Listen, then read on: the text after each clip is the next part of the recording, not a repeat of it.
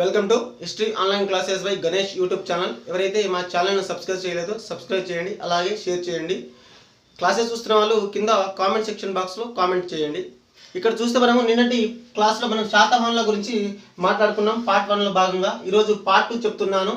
ఎవరైతే క్లాసెస్ చూడని వాళ్ళు నిన్నటి క్లాస్ కూడా చూడండి. ఇక్కడ చూస్తే మనము శాతవాహనులు పరిపాలిస్తున్నప్పుడు వీళ్లకు సమకాలికులు అంటే సమకాలీన రాజ్యాలు ఏంటివంటే వాళ్ళకు వీళ్ళు పరిపాలిస్తున్న కాలంలోనే ఇతర రాజ్యాలు ఏంటివంటే ఇక్కడ భారతదేశాన్ని మనం 3 భాగాలుగా విభజించుకున్నాం. ఇది ఉత్తర పథం అని, ఇది దక్షిణ పథం అని, ఇది దక్షిణ దేశం అని. అయితే ఉత్తర పథంలో పరిపాలిస్తున్న రాజ్యాలు, ఇక్కడ దక్షిణ పథంలో పరిపాలిస్తున్న రాజ్యాలు, ఇక్కడ దక్షిణ దేశంలో పరిపాలిస్తున్న రాజ్యాలు చూసుకుంటే ఇక్కడ దక్షిణ పథంలో పరిపాలిస్తున్న రాజ్యం ఏంటిదంటే శాతవాహనుల రాజ్యం.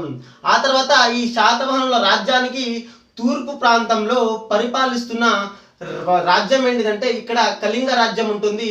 ఈ కళింగ రాజ్యాన్ని పరిపాలిస్తున్న వంశకులు ఎవరంటే చేది వంశం. అయితే ఈ చేది వంశంలో గొప్ప పాలకుడు ఎవరంటే ఖారవేలుడు.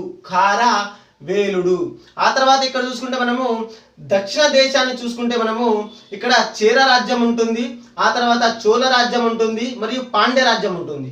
ఈ చేర రాజ్యం, చోళ రాజ్యం, పాండ్య రాజ్యం ఈ 3 రాజ్యాలను కలిపి మనమే ఏమంటామని పిలుస్తామంటే సంగమ యుగం లేదా తమిళ దేశ చరిత్ర. మనము మధ్యయుగ భారతదేశంలో లేదా దక్షిణ దేశ రాజ్యాల గురించి మాట్లాడుకునేటప్పుడు వీటి గురించి కూడా మాట్లాడుకోవాలి. తర్వాత క్లాస్లో దీని గురించి మాట్లాడుకుందాం. అయితే ఇక్కడ ఉత్తర భారతదేశాన్ని పరిపాలిస్తున్న రాజ్యాలు ఏంటివంటే ఇక్కడ ఉత్తర భారతదేశంలో తూర్పు సైడున ఉన్న రాజ్యాలు మౌర్య సామ్రాజ్యం, శుంగులు, కన్వ సామ్రాజ్యం.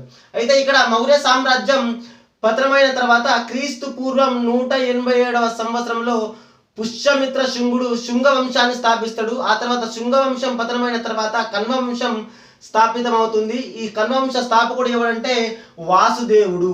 ఆ తర్వాత ఇక్కడ వాయువ్య భారతదేశాన్ని పరిశీలిస్తే ఇక్కడ వాయువ్య భారతదేశాన్ని ఎక్కడి నుంచి అంటే విదేశాల నుంచి వచ్చిన పరిపాలకులు పరిపాలిస్తుంటారు. అక్కడ చెప్పుకోవాల్సింది మొదటగా ఇండో గ్రీకులు, శకులు, పార్థియన్లు, కుషానులు. ఈ ఇండో గ్రీకులు గ్రీకు దేశం నుంచి వచ్చిన వాళ్ళు. శకులు ఎవరంటే వీళ్ళు కూడా ఎక్కడి నుంచి అంటే చైనా నుంచి వచ్చిన వాళ్ళు. ఇక్కడ పార్థియన్లు పర్షియన్ దేశం అంటే పర్షియా అంటే ఇరాన్ దేశం నుంచి వచ్చిన వాళ్ళు.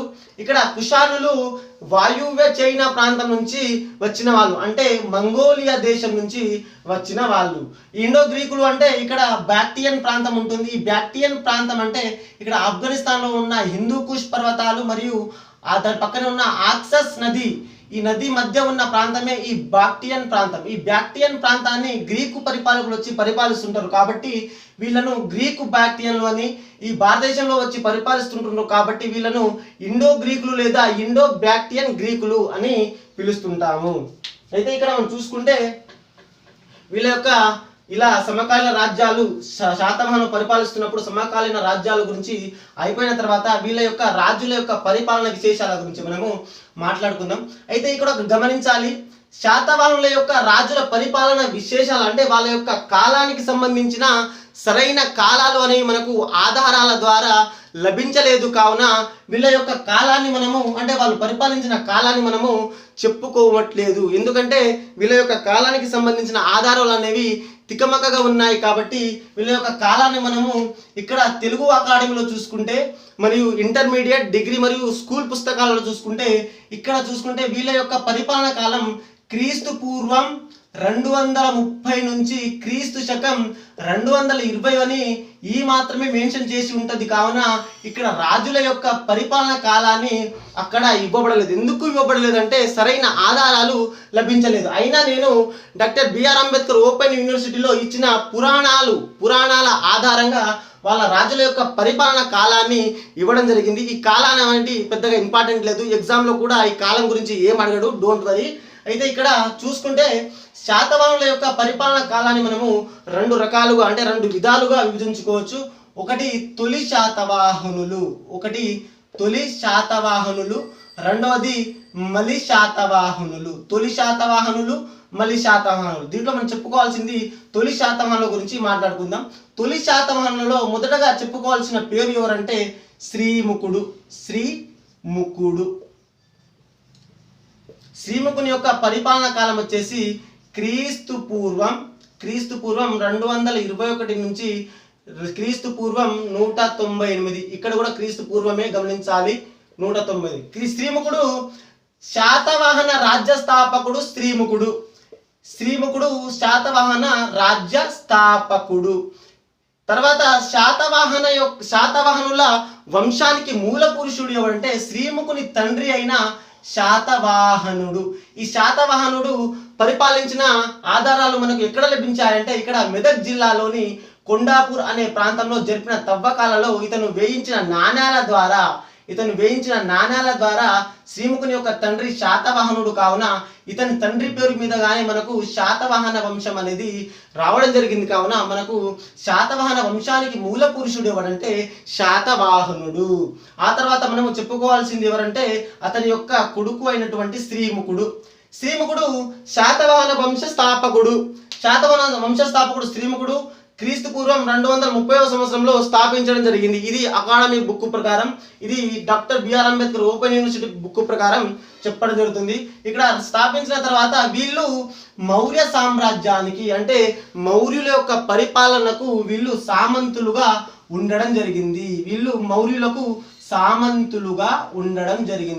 సామంతులు అంటే ఏంటిదంటే మౌర్య సామ్రాజ్యాన్ని పరిపాలిస్తున్న అధికారుల యొక్క అధికారాన్ని అంగీకరించి వాళ్ళు చెప్పినట్టు వినాలి. ఇదే సామంత విధానం.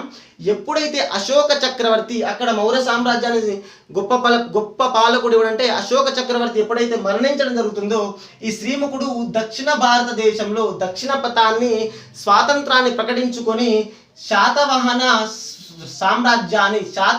రాజ్యాన్ని ఏర్పాటు చేయడం జరుగుతుంది. ఆ తర్వాత వచ్చేసి శాతవాహనుడు అక్కడ సామ్రాజ్యాన్ని విస్తరించడంలో భాగంగా ఇక్కడ శాతవాహన రాజ్యం ఉంటుంది. ఇక్కడ దక్షిణ పథంలో ఇక్కడ శాతవాహన రాజ్యం ఉంటుంది. ఈ శాతవాహనులకు పశ్చిమంగా ఉన్న ప్రాంతమే రాధికుల రాజ్యం లేదా రాధికుల తెగలు. ఈ రాధికుల తెగల పైన తన యొక్క మొదటి దాడి చేసి ఆ రాధికుల సామ్రాజ్యాన్ని శాతవాహన సామ్రాజ్యంలో కలిపేసుకోవడం జరుగుతుంది. ఈ రాధికుల యొక్క నాయకుడు రాజు ఎవరంటే మహారటి వెరీ వెరీ ఇంపార్టెంట్ మహారటి త్రనాయి కరో. ఎందుకు చెప్తున్నానంటే ఈ మహారటి త్రనాయి కరో యొక్క కూతురే దేవల దేవి.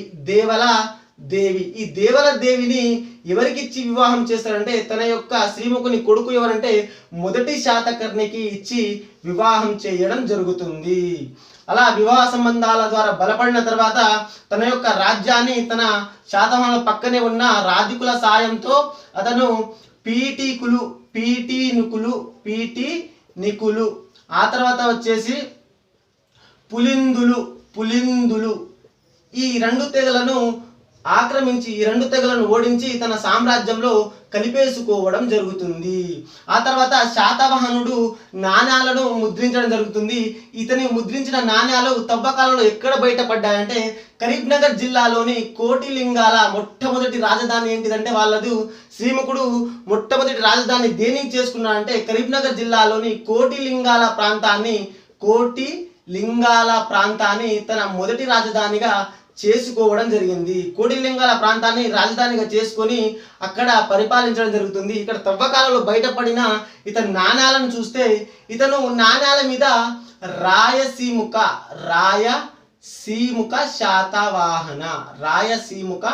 శాతవాహన అని ముద్రించుకోవడం తన యొక్క పేరును ముద్రించుకోవడం జరిగింది. ఇక్కడ సీముఖ అనే పదాన్ని గమనిస్తే ఇక్కడ పరబ్రహ్మ శాస్త్రి అనే చరిత్రకారుడు ఈ సీముఖను శ్రీముఖుడుగా నామకరణం చేయడం జరిగింది. ఈ శ్రీముఖుడే ఈ శాతవాహనుల సామ్రాజ్యాన్ని శాతవాహనుల వంశస్థాపకుడు అని అతను చెప్పడం జరిగింది. ఆ తర్వాత చూస్తే శ్రీముఖుడు మొదటగా జైన మతాన్ని స్వీకరించడం జరిగింది. ఆ తర్వాత ఇతను జైన మతాన్ని విడిచి వైదిక మతాన్ని స్వీకరించడం జరిగింది. ఓకే, వైదిక మతం అంటే ఏంటిది అంటే మీకు డౌట్ రావచ్చు. ఇక్కడ వైదిక మతం అంటే ఏం లేదండి. ఇక్కడ వైదిక మతం అంటే శైవ మతం, భాగవత మతం, ఆ తర్వాత ఇక్కడ వైష్ణవ మతం. ఈ మూడు మతాల కలయికే ఈ వైదిక మతం. ఈ మూడు మతాల కలయికే వైదిక మతం, ఇంక్లూడింగ్ హిందూ మతం. ఈ మూడు మతాల కలయికే వైదిక మతం. ఆ తర్వాత వచ్చేసి ఇతను మరణించిన తర్వాత రాజ్యాన్ని ఏలిన వ్యక్తి ఎవరంటే ఇతని యొక్క తమ్ముడు అయినటువంటి కన్హ లేదా కన్హుడు. ఇతన్నే మనము కృష్ణుడు అని కూడా పిలుస్తాము, కృష్ణుడు.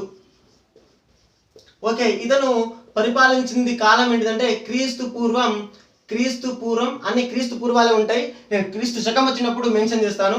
ఇక్కడ 198 నుంచి 180 ఇతను పరిపాలించిన విధానం చూసుకుంటే క్రీస్తు పూర్వం 198 నుంచి 180 వరకు ఇతను పరిపాలించడం జరుగుతుంది. పురాణాల ప్రకారం చూసుకుంటే పురాణాల ప్రకారం ఏం చెప్తున్నాయంటే శ్రీముఖుని యొక్క కొడుకు అయినటువంటి మొదటి శాతకర్ణి అతను చిన్న బాలుడు, అంటే 14-13 సంవత్సరాలు కావున తన యొక్క బాల్యంలో ఉన్నాడు. కాబట్టి తన యొక్క అన్న అయినటువంటి కృష్ణుడు పరిపాలించడం జరిగింది. ఇతను తన యొక్క సామ్రాజ్యాన్ని నాసిక్ వరకు విస్తరించడం జరిగింది. ఇక్కడ వెరీ వెరీ ఇంపార్టెంట్, ఇతనే శాతవాహనులలో మొట్టమొదటిసారిగా శాసనాలను వేయించడం జరిగింది. ఆ శాసనాలు ఏంటివంటే ఒకటి నాసిక్ గుహ శాసనం మరియు కార్లే శాసనం. ఇతనే శాతవాహనులలో మొదటిసారిగా శాసనాలను వేయించడం జరిగింది. ఈ శాసనాన్ని ఇతను బౌద్ధ భిక్షులకు అంకితం చేయడం జరిగింది. ఇది కృష్ణుని యొక్క సంబంధించిన మ్యాటర్. ఆ తర్వాత వచ్చేసి కృష్ణుడు తర్వాత పరిపాలించిన వ్యక్తి ఎవరంటే ఆ తర్వాత వచ్చేసి మొదటి శాతకర్ణి.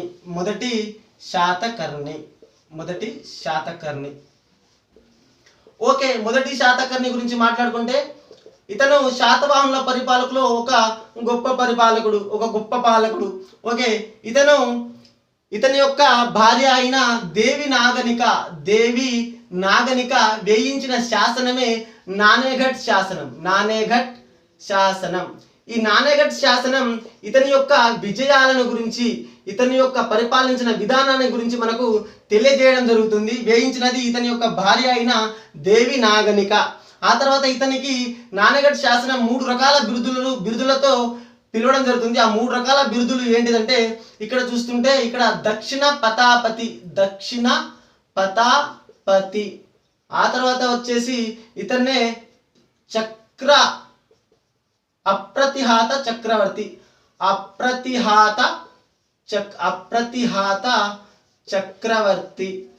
ఓకే, అప్రతిహాత చక్రవర్తి. ఆ తర్వాత చూసుకుంటే శుర దక్షిణ పతాపతి. ఆ తర్వాత అప్రతిహాత చక్రవర్తి, శుర మరియు సామ్రాజ్యాధిపతి కూడా అనడం జరుగుతుంది. సామ్రాజ్యాధిపతి. ఇతనికి పురాణాలు ఏమని పిలుస్తున్నాయంటే పురాణాల ప్రకారం ఇతన్ని మహాన్ అని పిలుస్తున్నాయి. ఇతను శాతవాహనుల సామ్రాజ్యాన్ని ఎక్కడ విస్తరించడం జరుగుతుందంటే ఇక్కడ శాతవాహనుల యొక్క సామ్రాజ్యం అనుకుంటే ఈ సామ్రాజ్యాన్ని ఇక్కడ పశ్చిమ మాల్వా మరియు పక్కనే ఉన్న విదర్భ నర్మదా లోయలో ఉన్న విదర్భను మరియు పశ్చిమ మాల్వాను ఆక్రమించుకోవడం జరుగుతుంది. ఇలా ఆక్రమించుకుంటున్నప్పుడు ఇక్కడ పరిపాలిస్తున్న కళింగ రాజ్యం ఉంటుంది. కళింగ రాజ్యంలో పరిపాలిస్తున్న వంశం చేది వంశం. ఈ చేది వంశాన్ని పరిపాలిస్తున్న పాలకుడు ఎవరంటే ఖారవేలుడు. ఈ ఖారవేలుడు ఇక్కడ శాతవాహనుల యొక్క తూర్పు ప్రాంతమైన గోదావరి డెల్టా మీద 3 సార్లు దండయాత్ర చేసి ఆక్రమించుకోవాలని చూశాడు. అయినా అక్కడ విఫలం కావడం జరిగింది 3 దండయాత్రలు. అయితే ఈ 3 దండయాత్రల్లో తన సైనికుల చేత శాతవాహనులలో ప్రముఖమైన నగరాలు అయిన మూషిక నగరం, ఆ తర్వాత పితుండ నగరం మరియు పితుండ నగరం తన సైనికుల చేత ఈ దాడిలో ఈ 2 నగరాలు ధ్వంసం అవ్వడం జరిగింది. ఆ తర్వాత ఇక్కడ చూస్తే ఈ శాతవాహనులలో మొదటి శాతకర్ణి ఇక్కడ చూసుకుంటే మొదటి శాతకర్ణి తన యొక్క పూర్వీకుల యొక్క చిత్రాలను నానేఘట్ గుహలో చిత్రించడం జరిగింది. దీంట్లో ఎవరంటే స్థాపకుడు శ్రీముఖుని యొక్క చిత్రాన్ని కూడా ఇతను వేయడం జరిగింది. ఈ చిత్రానికి చూసుకుంటే ఆ చిత్రం కింద భాగాన అతను రాయసీముఖ సిరిమాతో అనే పేరును ఇవ్వడం జరిగింది. ఎవరు? మొదటి శాతకర్ణి. మొదటి శాతకర్ణికి సమకాలికులు ఎవరంటే ఇక్కడ వాయువ్య ప్రాంతాన్ని పరిపాలిస్తున్న సమకాలికులు అంటే ఇతను పరిపాలిస్తున్నప్పుడు వేరే ప్రాంతాలను పరిపాలిస్తున్న రాజులు ఎవరంటే, ఎందుకంటే సమకాలికులు అనే దాని మీద ఎగ్జామ్లో చాలాసార్లు క్వశ్చన్లు రావడం జరుగుతుంది. కావున ఇక్కడ సమకాలికులు ఎవరంటే ఇండో గ్రీకు రాజ్యాన్ని పరిపాలిస్తున్న రాజు ఎవరంటే డెమిట్రియస్. ఆ తర్వాత శుంగ వంశాన్ని పరిపాలిస్తున్న రాజు ఎవరంటే పుష్యమిత్ర శుంగుడు. అక్కడ అశోక సామ్రాజ్యం అంటే మౌర్య సామ్రాజ్యం పతనమైన తర్వాత శుంగ వంశాన్ని స్థాపించిన వ్యక్తి పుష్యమిత్ర శుంగుడు. వీళ్ళు ఆ తర్వాత వచ్చేసి ఇక్కడ కళింగ రాజ్యం ఉంటుంది. శాతవాహనులకు తూర్పు దిక్కున కళింగ రాజ్యాన్ని పరిపాలిస్తున్న వ్యక్తి ఎవరంటే ఖారవేలుడు. వీళ్ళు ఎవరికంటే మన మొదటి శాతకర్ణికి సమకాలికులు. ఇతను వైదిక మతాన్ని స్వీకరించడం జరిగింది. ఇది మొదటి శాతకర్ణి యొక్క చరిత్ర. మొదటి శాతకర్ణి యొక్క పరిపాలనా కాలం వచ్చేసి ఇక్కడ చూసుకుంటే 180 నుంచి క్రీస్తు పూర్వం 170 వరకు. ఆ తర్వాత మొదటి శాతకర్ణి తర్వాత వచ్చిన వ్యక్తులు ఎవరంటే పూర్ణోత్సంగ.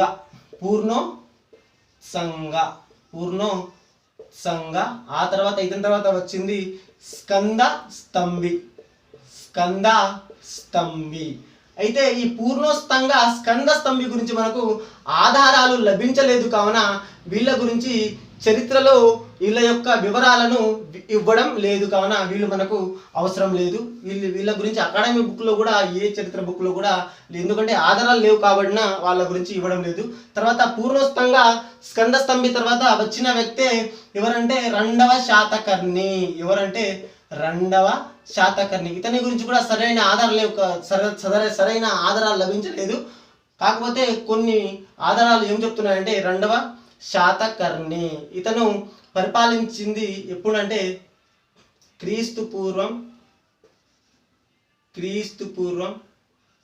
29 నుంచి క్రీస్తు పూర్వం 4 వరకు. క్రీస్తు పూర్వం 29 నుంచి క్రీస్తు పూర్వం 4 వరకు. సారీ, ఈ క్రీస్తు పూర్వం కాదు, క్రీస్తు పూర్వమే, కానీ ఇతను క్రీస్తు పూర్వం 152 నుంచి క్రీస్తు పూర్వం 96 వరకు. క్రీస్తు పూర్వం 152 నుంచి క్రీస్తు పూర్వం 96 వరకు పరిపాలన చేయడం జరిగింది. ఎవరంటే రెండవ శాతకర్ణి గురించి చెప్పుకోవాలంటే శాతవాహనులలోనే అత్యధిక కాలం పాటు, సుదీర్ఘ కాలం పాటు పరిపాలించిన వ్యక్తి ఎవరంటే రెండవ శాతకర్ణి. ఇతను 56 సంవత్సరాల పాటు ఇతను శాతవాహనుల వంశాన్ని పరిపాలించడం జరుగుతుంది. శాతవాహన రాజ్యాన్ని 56 సంవత్సరాల పాటు పరిపాలించడం జరుగుతుంది. ఇతను వేయించిన శాసనం ఏంటిదంటే సాంచి శాసనం. ఉత్తర భారతదేశంలో మొట్టమొదటిసారిగా శాతవాహనులు వేయించిన శాసనం ఏంటిదంటే సాంచి శాసనం. ఇది మనకు మధ్యప్రదేశ్లో లభించడం జరిగింది. ఎక్కడంటే సాంచి దగ్గర మధ్యప్రదేశ్లో లభించడం జరిగింది. అయితే ఇతను మధ్యప్రదేశ్లో పరిపాలిస్తున్న శకులను ఓడించి రాజ్యాన్ని మధ్యప్రదేశ్ వరకు విస్తరించడం జరిగింది. ఇది రెండవ శాతకర్ణి యొక్క ఇన్ఫర్మేషన్ దొరికిన ఆధారాల ఆధారంగా. ఆ తర్వాత రెండవ శాతకర్ణి నుంచి మనకు దాదాపు 8 మంది రాజుల యొక్క చరిత్ర గురించి, వాళ్ళ యొక్క పరిపాలన విశేషాల గురించి మనకు సరైన ఆధారాలు లేవు. అయినా ఆ రాజులు ఎవరంటే ఆ తర్వాత లంబోదరుడు రెండవ శాతకర్ణి తర్వాత లంబోదరుడు, ఆ తర్వాత వచ్చేసి అపిలకుడు, ఆ తర్వాత వచ్చేసి మేఘస్వాతి, ఆ తర్వాత వచ్చేసి స్వాతి, ఆ తర్వాత వచ్చేసి స్కంద స్వాతి, ఆ తర్వాత వచ్చేసి మృగంధ చక్రవర్తి, మృగంధ శాతకర్ణి, మృగంధ శాతకర్ణి. ఆ తర్వాత వచ్చేసి మనకు కుంతల శాతకర్ణి. ఈ కుంతల శాతకర్ణి గురించి మనకు కొన్ని ఆధారాలు ఇతని గురించి వివరించడం జరుగుతుంది. అవి ఏంటిదంటే వీళ్ళ గురించి మనకు అవసరం లేదు, ఎందుకంటే చరిత్రలో కూడా వీళ్ళ ఆధారాలు లేవు కాబట్టి, ఆధారాలు లభించలేదు కాబట్టి వీళ్ళ యొక్క ఆధారాలు కూడా అవసరం లేదు. ఇక్కడ కుంతల శాతకర్ణి గురించి మనము మాట్లాడుకోవాలి. కుంతల శాతకర్ణి. ఓకే, కుంతల శాతకర్ణి వచ్చేసి క్రీస్తు పూర్వం 38 నుంచి క్రీస్తు పూర్వం 30 వరకు ఇతను పరిపాలించడం జరిగింది. కుంతల శాతకర్ణి గురించి మాట్లాడుకుంటే కుంతల శాతకర్ణి పరిపాలించింది కొద్ది కాలమే అయినప్పటికీ ఇతను రాజభాష, ఎవరంటే శాతవాహనుల యొక్క రాజభాష లేదా ఆస్థాన భాష మొదటగా ఏది ఉంటుందంటే ప్రాకృతం ఉంటుంది. మొదటగా రాజభాష ఏంటిదంటే ప్రాకృతం. వీళ్ళ యొక్క అన్ని శాసనాలు ప్రాకృతంలో వేయడం జరిగింది. ఈ కుంతల శాతకర్ణి ప్రాకృతం స్థానంలో సంస్కృతాన్ని రాజభాషగా వేయడం జరిగింది. శాతవాహనుల పరిపాలన రాజులలో చూసుకుంటే ప్రాకృతం స్థానంలో ఆస్థాన భాషగా సంస్కృతాన్ని అక్కడ వేయించిన, అంటే సంస్కృతాన్ని అక్కడ వేయించిన శాస్త్రవేత్త అక్కడ పరిపాలకుడు ఎవడంటే ఎవరు మనకు కుంతల శాతకర్ణి. ప్రాకృతం స్థానంలో సంస్కృతాన్ని ఆస్థాన భాషగా తీసుకున్న శాస్త్రవేత్త ఎవరంటే మనకు కుంతల శాతకర్ణి కనిపించడం జరుగుతుంది. ఆ తర్వాత వచ్చేసి ఇతను దక్షిణ పథ రాజ్యాలనే కాకుండా, తన దక్షిణ పథంలో రాజ్యాలనే కాకుండా ఉత్తర పథంలో కొన్ని రాజ్యాలను ఆక్రమించి తన అధికారాన్ని చెలాయించడం జరిగింది. అయితే ఇతని యొక్క వివరాల గురించి మనకు ఏ రచనలు అందిస్తున్నాయంటే ఇక్కడ రాజశేఖరుడు రచించినది ఏంటిదంటే ఇక్కడ రాజశేఖరుడు రచించినది ఇక్కడ కావ్య మీమాంస. ఇక్కడ రాజశేఖరుడు రచించింది కావ్య మీమాంస. ఆ తర్వాత వచ్చేసి ఇక్కడ వాత్సాయానుడు రచించింది కాత్రంత్య వ్యాకరణం కాదు, కామసూత్రము. ఈ రెండు గ్రంథాలు ఇతని యొక్క విధానాలు అంటే కుంతల శాతకర్ణి గురించి మనకు ఇన్ఫర్మేషన్ ఇవ్వడం జరిగింది. అయితే ఇతనికి సమకాలీన కవులు ఎవరంటే ఒకడు గుణాఢ్యుడు, ఆ తర్వాత వచ్చేసి ఇక్కడ శర్వవర్మ. ఇతను గుణాఢ్యుడు రచించింది బృహత్ కథ. శర్వవర్మ రచించింది కాత్రంత్య వ్యాకరణం. ఓకే, ఇది కుంతల శాతకర్ణి యొక్క ఇతను ప్రాకృతం. ఇక్కడ ఎగ్జామ్ పాయింట్ ఆఫ్ చూసుకుంటే మొదటగా శాతవాహనుల యొక్క రాజభాష ఏంటిదంటే ప్రాకృతం. ఆ తర్వాత సంస్కృతాన్ని ప్రవేశపెట్టింది ఎవరంటే ఇక్కడ కుంతల శాతకర్ణి. ఎగ్జామ్లో ఈ రెండు ఒకే ఆప్షన్లో ఈ రెండు ఉంటే ఈ రెండు పెట్టాలి. ఒకవేళ ఈ సంస్కృతం లేకున్నా ప్రాకృతం ఒకటే ఉంటే ప్రాకృతాన్ని పెట్టాలి. ఆ తర్వాత ప్రాకృతం లేకున్నా సంస్కృతం ఉంటే సంస్కృతాన్ని పెట్టాలి, లేదా రెండు ఒకేసారి ఉంటే రెండు పెట్టాలి. ఆ తర్వాత వచ్చేసి ఇక్కడ ఎవరు ప్రవేశపెట్టారు అని అడిగితే ఇక్కడ కుంతల శాతకర్ణి అనేది సంస్కృతాన్ని ప్రాకృతం స్థానంలో సంస్కృతాన్ని పెట్టడం జరిగింది. వాళ్ళ యొక్క శాసనాలు కూడా ప్రాకృతంలోనే రాయడం జరిగింది. ఆ తర్వాత కుంతల శాతకర్ణి తర్వాత మనకు 3వ శాతకర్ణి రావడం జరుగుతుంది. అతని యొక్క ఆధారాలు మనకు లేవు కావున అతను మనకు అవసరం లేదు. ఆ తర్వాత వచ్చిన వ్యక్తి మొదటి పులోమావి. ఇక్కడ మొదటి పులోమావి గురించి మనము మాట్లాడుకుంటే క్రీస్తు పూర్వం 29 నుంచి క్రీస్తు పూర్వం 5 వరకు ఇతను పరిపాలించడం జరుగుతుంది. మొదటి పులోమావి గురించి మాట్లాడుకుంటే మొదటి పులోమావి అక్కడ ఒకటి మర్చిపోయాను. అక్కడ మొదటి శాతకర్ణి అక్కడ ఎవరంటే మనకు మొదటి శాతకర్ణి వేయించిన శాసనం ఏంటిదంటే సాంచి శాసనం. ఓకే, అది మొదటి శాతకర్ణిలో రాసుకోండి. ఇక్కడ మొదటి పులోమావి గురించి మాట్లాడుకుంటే మొట్టమొదటిసారిగా దక్షిణాది రాజ్యం ఉత్తర రాజ్యం పైన ఆధిపత్యం చెలాయించడం ఎవరి కాలంలో జరిగింది అంటే మొదటి పులోమావి కాలంలో జరిగింది.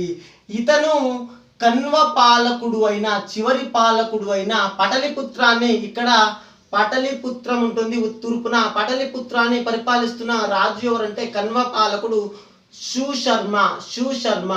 ఇతను చివరి పరిపాలకుడైన శూశర్మను పటలిపుత్రాన్ని ఆక్రమించుకోవడం కోసం శాతవాహన రాజు ఎవరంటే మొదటి పులోమావి శూశర్మను చంపి, అంటే ఇతన్ని చంపి అక్కడ పటలిపుత్రాన్ని ఆక్రమించడం జరిగింది.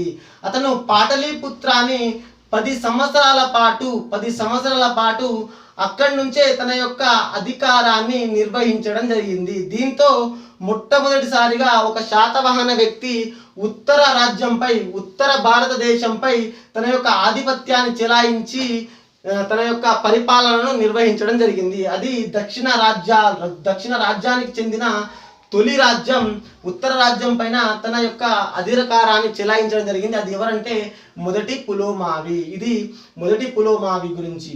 ఆ తర్వాత వచ్చేసి మనము మొదటి పులోమావి తర్వాత చెప్పుకోవాల్సిన వ్యక్తి ఎవరంటే గౌరకృష్ణ. ఈ గౌరకృష్ణ గురించి మనకు సరైన ఆధారాలు లేదు. ఈ గౌరకృష్ణ గురించి ఇతను మొదటి పులోమావి 15వ రాజు. అక్కడ కుంతల శాతకర్ణి వచ్చేసి ఎన్నో రాజు అంటే 13వ రాజు. ఇతను మొదటి పులోమావి 15వ రాజు. అతను వచ్చేసి పరిపాలకులు కుంతల శాతకర్ణి వచ్చేసి 13వ రాజు.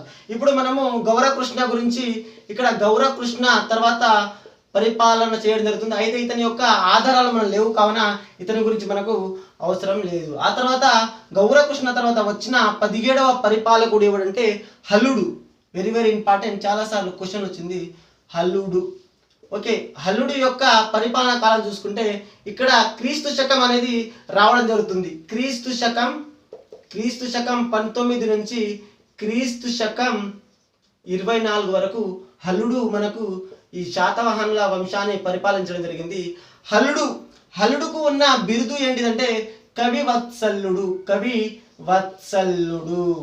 శాతవాహనుల పరిపాలకులలోనే స్వయంగా కవి అయినటువంటి పరిపాలకుడు ఎవడంటే హల్లుడు. ఇతను శాతవాహనుల పరిపాలకులలో అంటే 30 మంది రాజులలో ఏకైక పరిపాలకుడు హల్లుడు, అంటే ఏకైక కవి కలిగిన వాడు ఎవరంటే హల్లుడు. అతను స్వయంగా ఏకైక కవి ఎవరంటే హల్లుడు. ఇతను రచించిన గ్రంథమే గాథా సప్తశతి. ఇది 700 గాథాలతో రచించడం జరిగింది. దీన్ని ఏ భాషలో రచించడం జరిగిందంటే ప్రాకృతం భాషలో దీన్ని రచించడం జరిగింది. ఇతను స్వయంగా కవి కావున ఇతను కవులను కూడా పోషించడం జరిగింది. అయితే ఇక్కడ చూసుకుంటే మనకు ఇక్కడ హల్లుడు ప్రేమికుడు. హల్లుడు ఒక అమ్మాయిని అంటే ఒక రాణిని ప్రేమించడం జరిగింది. అది ఏంటిదంటే ఇక్కడ శ్రీలంక ప్రాంతం ఉంటుంది. మన భారతదేశానికి దక్షిణం కింద శ్రీలంక ప్రాంతం ఉంటుంది.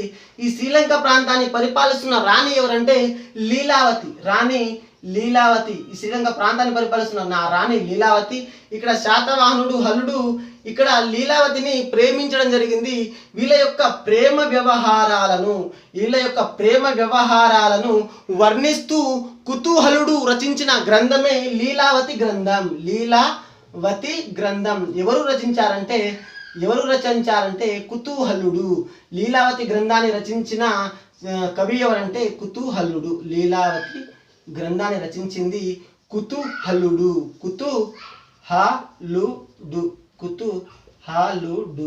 ఇది హల్లుడు మరియు శ్రీలంక రాణి అయిన లీలావతి యొక్క ప్రేమ వ్యవహారాలను గురించి తెలియబరిచే గ్రంథము. ఆ తర్వాత ఇతను స్వయంగా కవి అయినట్టుగా ఇతను సరైన సమర్థవంతమైన పరిపాలనను అందియలేదు. ఇతను సమర్థవంతంగా శాతవాహన రాజ్యాన్ని పరిపాలించలేదు. కావున ఇతని కాలంలో శత్రువులు విజృంభించి శాతవాహనులు ఆక్రమించి పరిపాలిస్తున్న ప్రాంతాలను ఈ శత్రువులు ఆక్రమించడం జరిగింది. దీని ఫలితంగా వాళ్ళు మహారాష్ట్ర ప్రాంతాన్ని కోల్పోవడం జరిగింది. కోల్పోయి వాళ్ళు ఓన్లీ ఇక్కడ దక్షిణ పథంలో ఆంధ్రదేశానికి, ఇక్కడ శాతవాహన రాజ్యానికి లేదా ఆంధ్రదేశానికి మాత్రమే వాళ్ళు పరిమితం కావడం జరిగింది. ఇది హలుని యొక్క వివరాలు. ఆ తర్వాత మనకు వచ్చిన వాడే గౌతమి పుత్ర శాతకర్ణి. శాతవాహనులోనే కాకుండా దక్షిణ భారతదేశాన్ని పరిపాలించిన రాజులలో అతి గొప్ప పాలకుడుగా పేరు పొందిన వ్యక్తే గౌతమి పుత్ర శాతకర్ణి. గౌతమి పుత్ర శాతకర్ణి.